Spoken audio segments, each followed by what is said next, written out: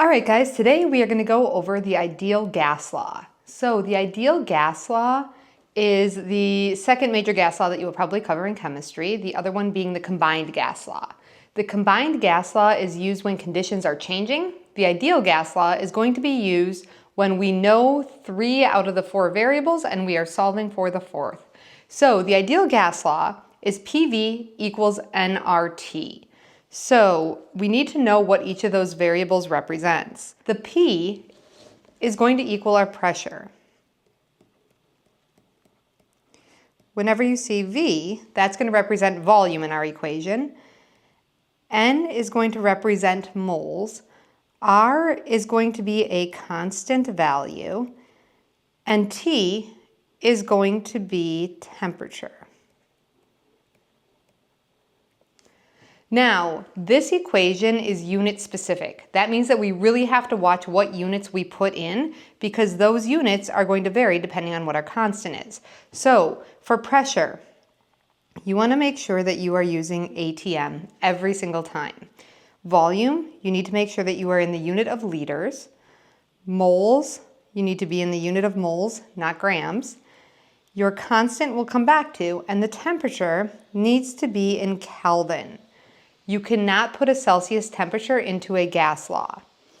So for our constant, you can think of our constant or our R value a lot like you think of pi. Pi is always 3.41 regardless of what you're doing with it. Our R in our gas laws is also a constant. That constant is going to be 0.0821 and the units on that are ATM liters over moles times Kelvin. Now, that constant will only work if you are in ATM, liters, moles, and Kelvin for your pressure, volume, and value, and temp. Now, your R is very unit specific, as I mentioned. That means that if you use a different pressure, such as kPa, you would need to use a different constant value. That R value, if you're in the habit of using kPa, is going to be 8.314. All right, for these practice problems, I am going to leave our pressure in ATM, which means that I'm going to use 0.0821 as our constant. Again, this equation will allow us to find either P, V, N, or T if one of those variables is not given. All right, this problem asks us how many liters will 4.2 moles of gas occupy at a pressure of 1.1 atm and a temperature of 150 K. All right. First thing I would suggest doing with any gas law problem anytime is go through and identify what the numbers represent. 4.2 is the first number I encounter. That is going to represent a mole. In our equation list, or in our variable, we said that the mole was represented by N, so I'm going to put a little n above that.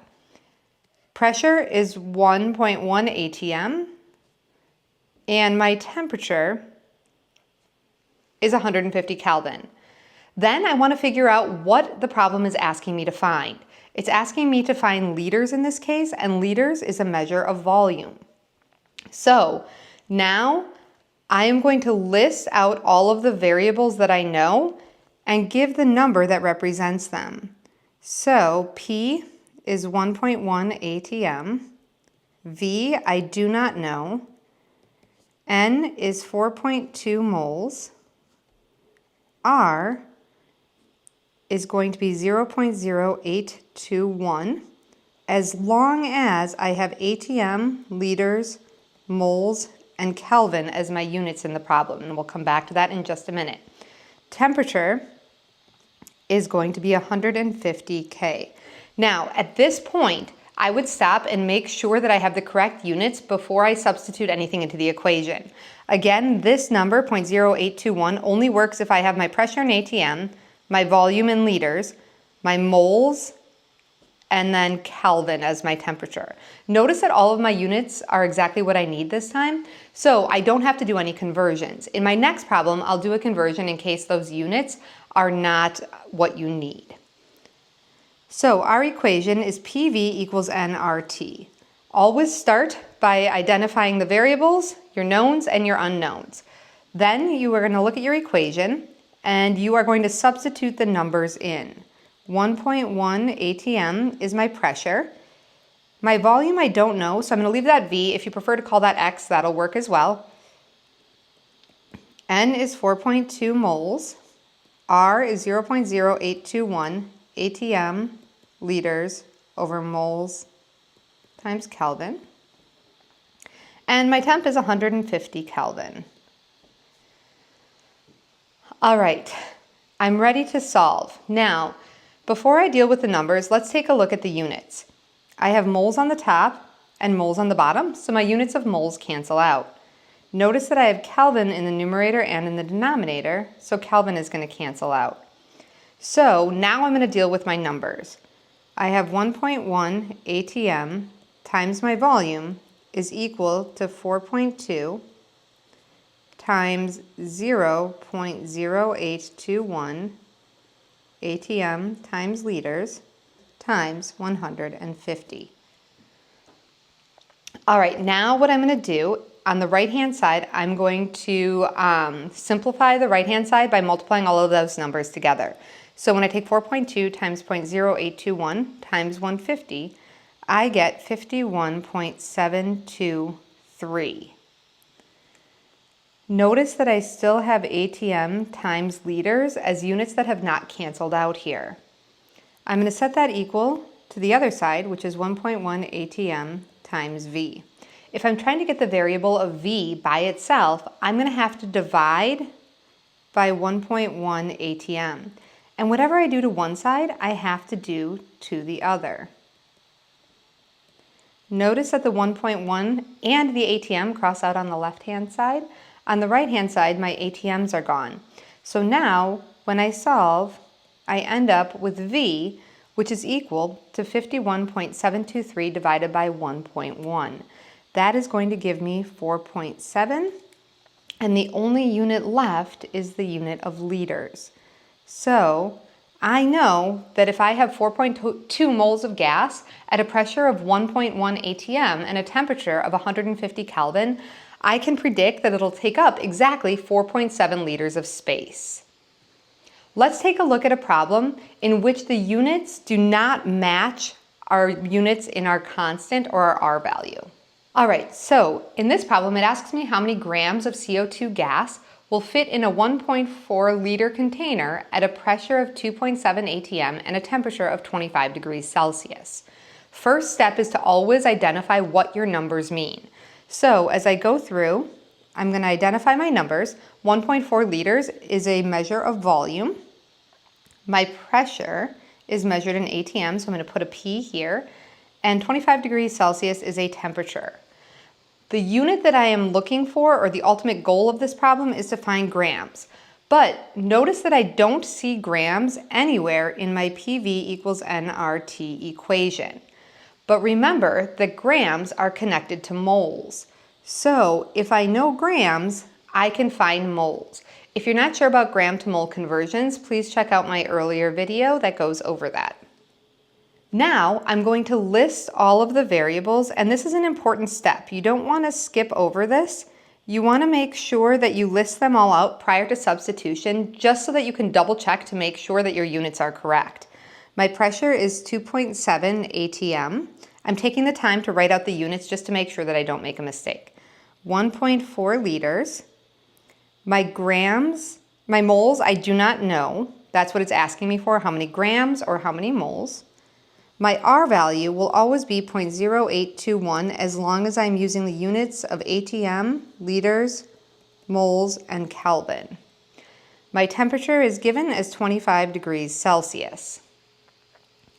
I'm going to stop here and I'm going to make sure I have the correct units. The units on my constant, ATM times liter over moles times Kelvin, means that I need to have ATM for pressure, which I do, liters for volume, which I do, but notice that I'm in Celsius, not Kelvin.